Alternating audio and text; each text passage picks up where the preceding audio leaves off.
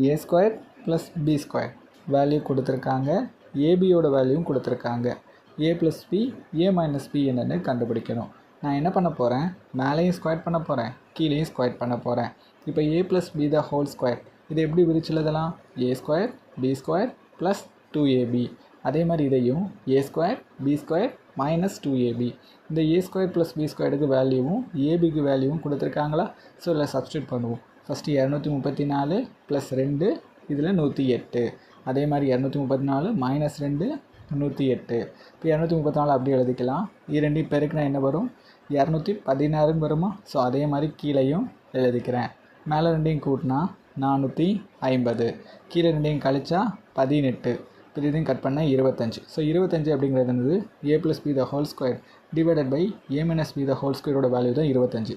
நமக்கு என்ன கேட்டிருக்காங்க? A plus B A minus B தான். அப்போ இதை ரூட் எடுங்க.